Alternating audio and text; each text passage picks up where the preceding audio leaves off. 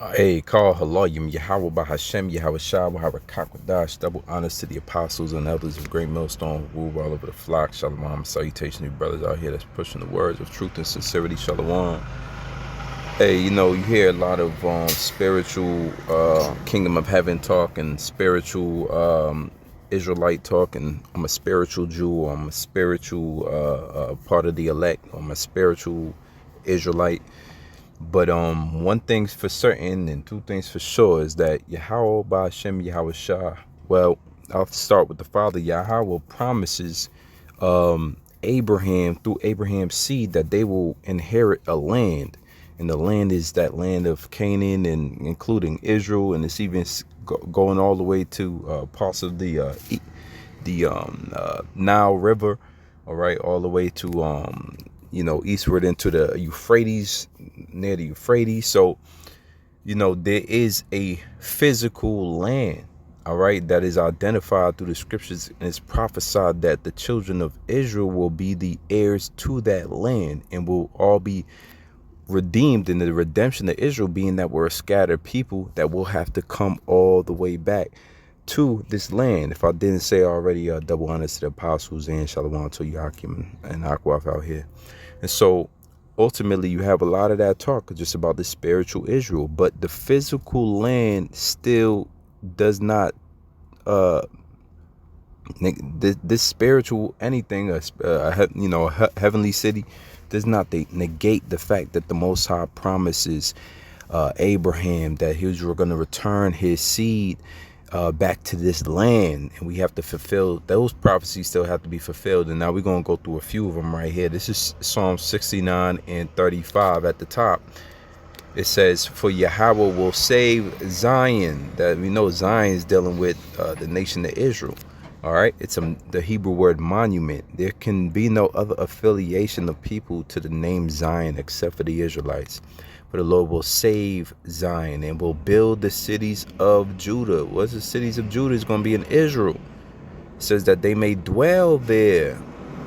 So you have prophetically this must come to pass, and it didn't come to pass already, because there's many places of this land that was promised to Abraham, Canaan, that was not fulfilled in Solomon's rule. He was had kings that was ruling in that land that paid tributary to him, but we ourselves didn't live and reign in that land. We just had kings under tribute. But very soon it's going to come a time, it's prophetic, that there will be a time when the Israelites have all of the lands that was promised to Abraham. Let's continue. And they will dwell there and may have it in possession. So we're talking about possessing a land. You can't get around that. It's a spiritual place, and we'll all be in place in the sky. But what about this physical land possessed, where the cities of Judah and will be inhabited by the citizens of Zion? It says that the seed also of his servant shall inherit it.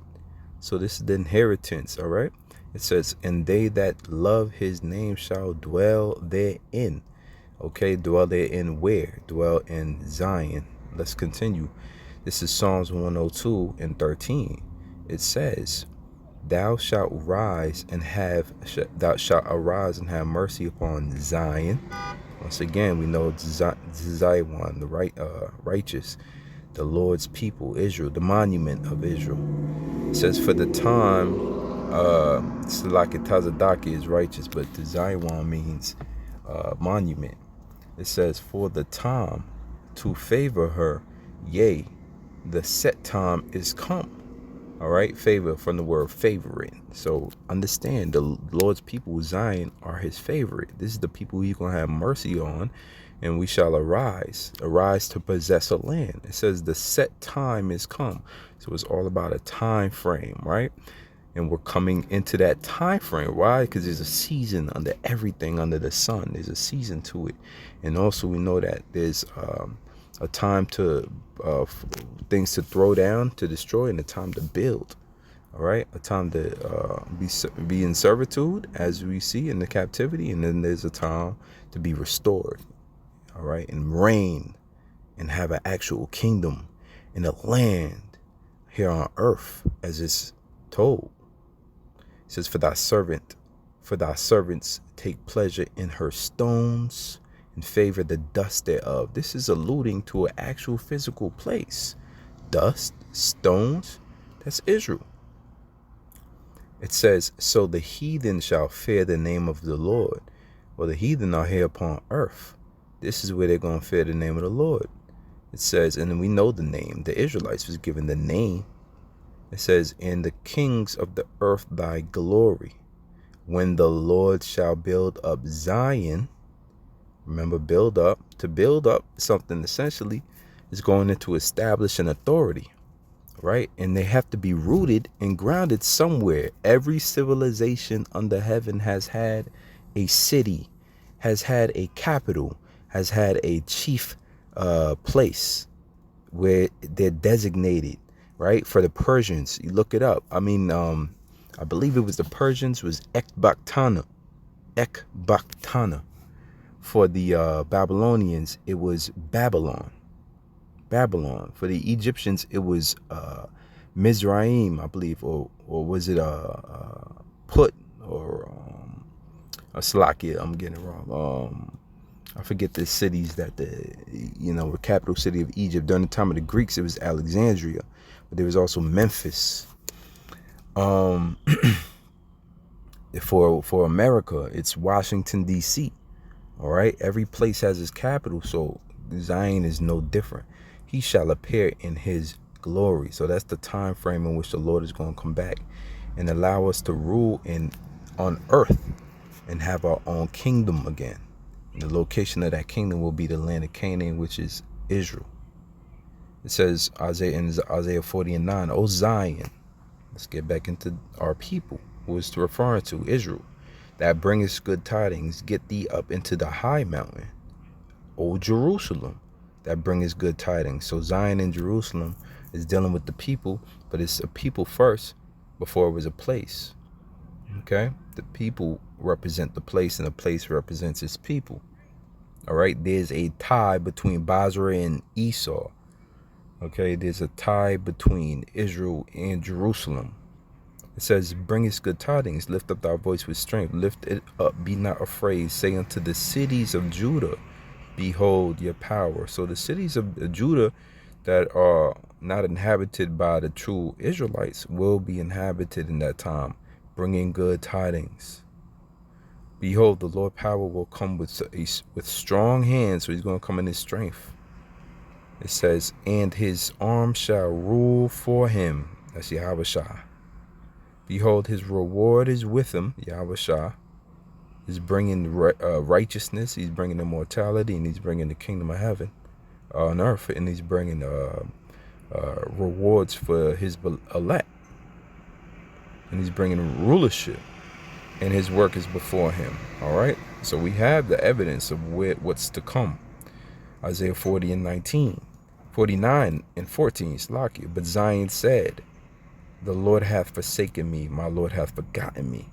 And so many times, of course, Zion is dealing with the city, but it's also sometimes dealing with its people, and it's vice versa. But it's always dealing with the people of Israel and the children of Israel, or that place, Israel. It says, can a woman forget her suckling child, that she should not have compassion on the son of her womb? Yea, they may forget, yet we will not forget thee. Why? Because the place has to be inhabited again. The people have to be lifted up again. Behold, I have graven thee upon the palms of my hands, and thy walls are continually before me. Why? Because it can't be forgotten.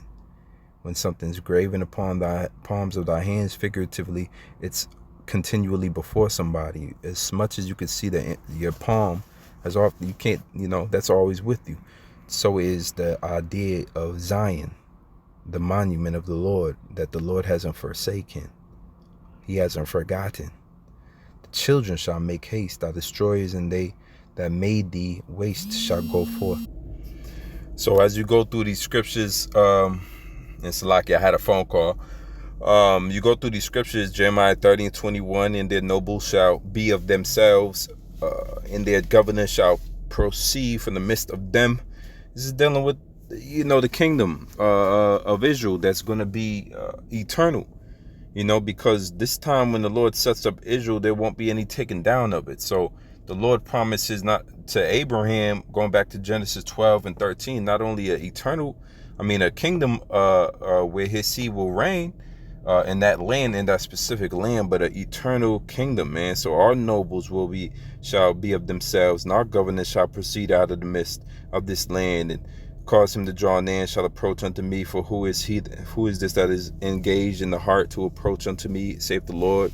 Jeremiah 31 and 1. At the same time, saith the Lord, will I be the power of all the families of Israel, and they shall be my people.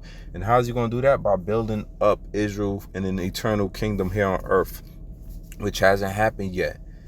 All right, you have this fake pseudo people that's over there in that land claiming to be them, but you weren't taken from all the different areas of the world. You were taken from Poland. You were taken from Germany. You were taken from Eastern Europe.